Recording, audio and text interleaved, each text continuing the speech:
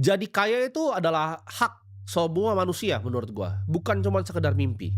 Dan jadi kaya itu selalu datang ke mereka yang berani untuk ngambil resiko. Kaya itu tidak pernah datang ke orang yang pecundang. Dan itulah yang gua ambil jalannya di saat gua usia yang sangat muda. Ketika gua 14 tahun ya, gua main game komputer namanya League of Legends. Gua masih ingat sampai sekarang ya.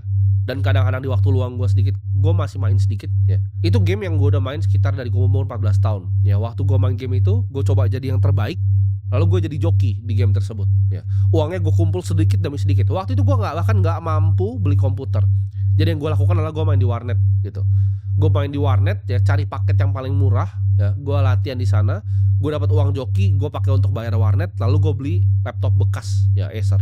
Yang gue main itu kalau gue main di rumah, karena itu laptop bekas, itu tangan gue sampai panas gitu. Karena gue untuk ngejoki kan lama gitu loh. Bisa 5 jam, 6 jam gue main. Itu tangannya sampai panas karena panas sekali laptopnya.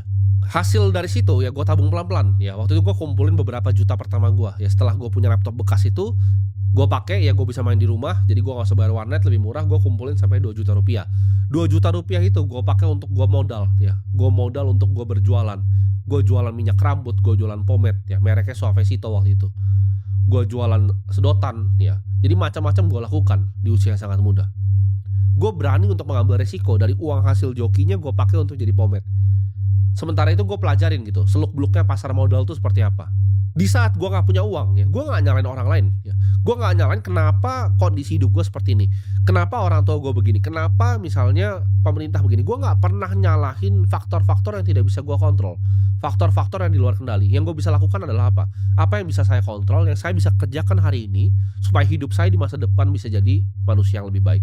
Gue berjanji gue akan fokus waktu itu untuk dapetin apapun ya, apapun gue kerjain deh, asal lu bisa kasih gue uang. Lu mau ngejoki game, mau lu jualan sedotan, gue nggak punya gengsi. Mau jualan minyak rambut, gue nggak ada gengsi. Gue ngechat orang buat nge-sales, gue datang pintu ke pintu ke kafe-kafe, tanya manajernya ya, dilecehin secara verbal gitu. Gue nggak masalah ya, apapun gue lakukan demi uang. Gue muter otak gitu, gimana caranya yang gue jual ini bisa lebih laku. Ketika waktu itu transisi dari Kaskus ke Tokopedia, di situ gue lihat gitu, oh gimana caranya gue bisa iklan di Tokopedia, gimana cara gue bisa jualan gue lebih laku, apa value add yang gue bisa tambah di produk gue ya. Gue nggak merenung di situ terus gue pasar sambil jualan santai-santai, enggak. Gue mikir terus setiap hari gimana caranya pomade gue ini lebih laku. Oh yang lain cuma jualan pomade harga sekian, gimana caranya gue jual harga yang sama tapi gue kasih gratis sisir. Gue yang pertama menciptakan tuh di Indonesia, jadi beli pomade gratis sisir itu gue yang bikin gitu. Akhirnya semua kompetitor contek gitu. Gue harus inovasi lagi, apalagi nih yang harus dijual. Dari awal gue jualan udah macam-macam gitu. Ketika gue udah mulai besar ya, modalnya gue mulai gulung puluhan juta ya, sampai udah ratusan juta masuk ke Indonesia, mulai dikerjain gitu kan. Karena gue impor waktu itu, ada beberapa instansi yang datengin gue sampai ke rumah. Semua itu gue lewati, itu di usia yang sangat muda, itu anak 15-16 tahun. Dan semua hasil keuntungannya ya, kalau orang lain mereka akan santai gitu, mereka akan santai, mereka akan belanja. Gue enggak ya. Hasil keuntungan yang gue dapat dari gue berdagang, semuanya gue taruh di pasar modal ya. Semua yang gue punya itu gue investasikan. Jadi gue berdagang dapat uang ya, gue putar uangnya untuk dagang dapat uang lagi. Semua uang yang gue punya gue taruh untuk gue investasikan. Uang sisa gue tuh antara bisa jadi modal untuk bisnisnya lagi ya, atau uang sisanya bisa jadi buku gitu kan, buku gue belajar, jadi investasi. Nggak ada uang yang sia-sia gitu.